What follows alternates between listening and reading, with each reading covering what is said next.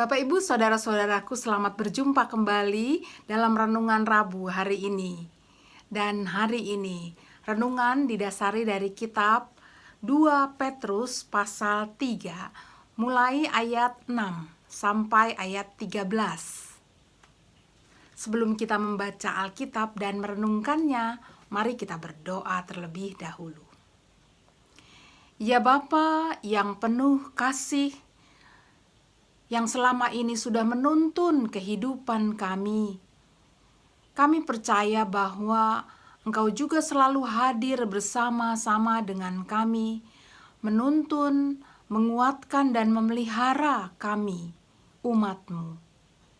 Kami bersyukur ya Bapa, karena sekali lagi salah satu bentuk tuntunan-Mu adalah Engkau memberikan firman-Mu kepada kami untuk kami renungkan.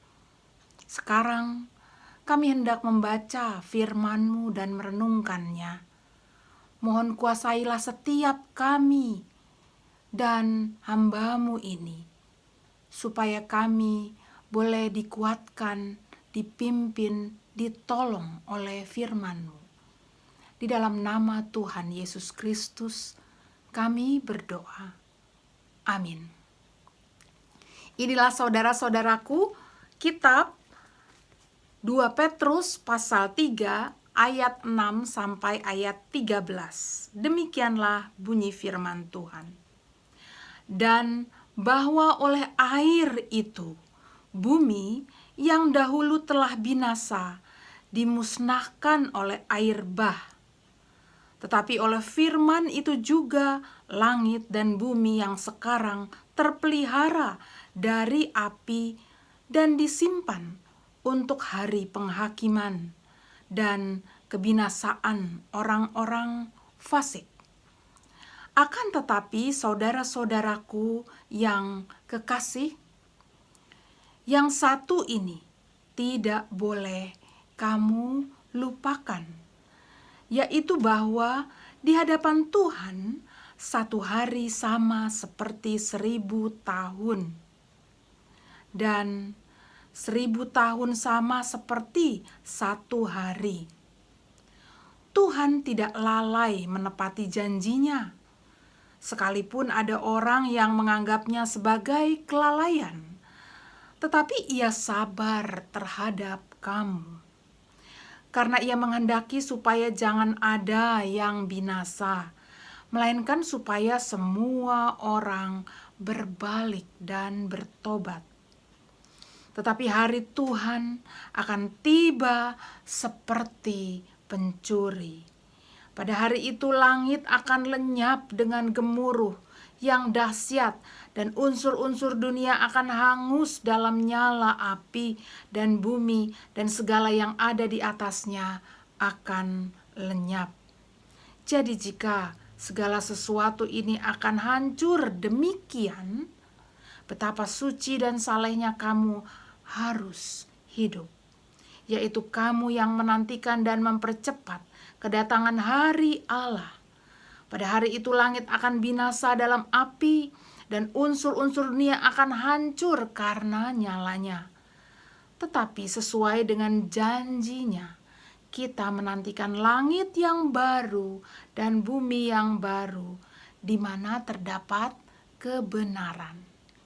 Demikianlah firman Tuhan. Berbahagialah saudara-saudara dan saya, setiap orang yang memeliharanya dalam kehidupannya sehari-hari. Haleluya. Bapak, Ibu, saudara-saudaraku dan anak-anak, banyak orang yang berkata bahwa penantian itu adalah pekerjaan yang paling membosankan. Mengapa ya demikian? Saya membayangkan bahwa itu semua disebabkan karena apa yang belum datang itu ditarik oleh kita ke masa kini yang tentunya belum ada. Alhasil, hidup kita dipenuhi duka, kecewa, dan kesedihan. Tapi saudaraku, jika kita hanya memikirkan apa yang terjadi kini juga, seringkali itu membuat kita sedih dan kecewa. Ini disebabkan banyak sekali yang kita alami kini itu adalah sesuatu yang tidak kita inginkan. Malah yang terjadi seringkali yang kita mau hindari.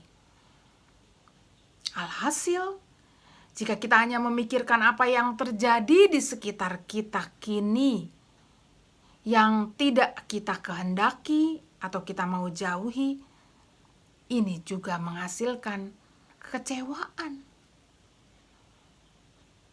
Bacaan hari ini pun berbicara tentang penantian. Ingatlah saudara-saudaraku, Bapak, Ibu, dan anak-anak. Ketika kita berbicara tentang penantian akan kedatangan Kristus kembali, itu tidak berarti bahwa Kristus tidak ada bersama dengan kita sekarang. Bahkan banyak yang mengira bahwa penantian Kristus membuatnya jauh dari Kristus. Bukankah ia telah datang kembali ke dunia ini menjadi terang dan juru selamat kita? Saudara-saudaraku, bagian inilah yang diharapkan lebih dihayati oleh jemaat Kristus, oleh kita semua. Dalam penantian akan kedatangannya kembali, kita juga percaya bahwa ia telah dan terus bersama kita di sini sekarang ini.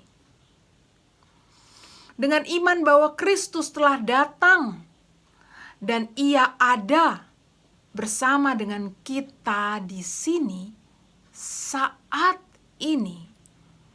Dan Kristus juga itulah yang akan datang kembali. Maka saudara-saudaraku, Bapak, Ibu, dan anak-anak, tantangan kehidupan saat ini dalam berbagai macam bentuknya, atau bahkan ketika kita berhadapan dengan orang yang mengejek dan hidup sesuai dengan hawa nafsunya seperti bacaan kita tadi, maka kita, jemaat Kristus, akan tetap kuat. Karena apa? Karena kita tidak sendirian. Jemaat Kristus selalu ditemani, diberi kekuatan oleh Dia untuk tetap berjalan dan melakukan apa yang menjadi tugas jemaat Kristus. Yakni apa? Yakni memberitakan Injil damai sejahtera ke seluruh bumi. Jadi, bagi jemaat Kristus, kita memang adalah orang-orang yang sedang menanti-nantikan kedatangan Kristus. Tetapi dalam penantian itu, kita tidak menjadi bosan dan lengah. Mengapa demikian?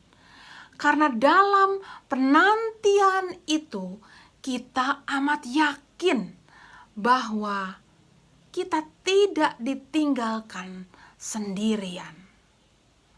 Ada tangan kekuatan kasih Allah yang selalu bersama kita.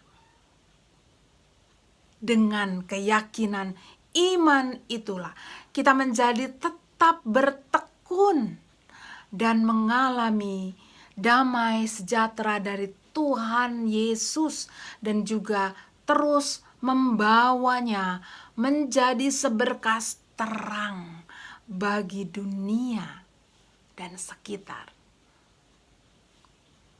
Dalam penantian akan kedatangannya kembali, kita menjauhkan diri menjadi pembenci atau pembawa kekacauan. Karena itu tidak dikehendaki Kristus. Karena tidak membawa damai sejahtera.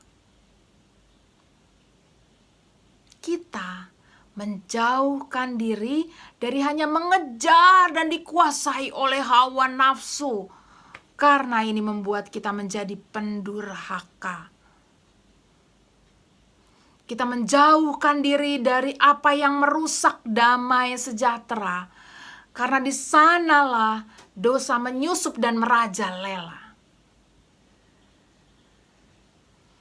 Jika kita menjadi jemaat Kristus yang tetap teguh menghadapi pencemooh dan tetap mengabarkan damai sejahtera, maka sebenarnya kita juga menjadi bagian dari umat yang sedang menyambut dan disambut pada kedatangannya kembali kelak.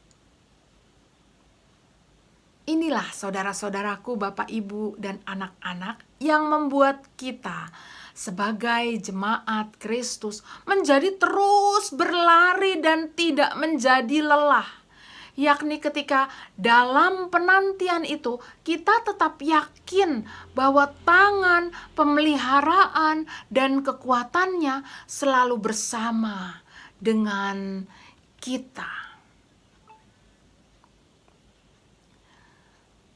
Dan kita juga tetap yakin bahwa ketika datang harinya yang datang bagai seorang pencuri, tanpa kita ketahui kapan waktunya, maka saudaraku, kita meyakini bahwa kita akan hidup bersama-sama dengan Dia dalam kekekalan. Dengan iman seperti ini, kita kiranya dijauhkan dari kejenuhan dan keputusasaan dalam penantian. Marilah kita terus berlari bersama Sang Ilahi yang menjagai setiap hari, baik hari ini maupun hari nanti. Itulah yang membuat kita berbesar hati walaupun menghadapi tantangan lagi. Namun kita tahu bahwa Tuhan tetap di sisi. Mari kita berlari. Tuhan menolong kita semua. Amin.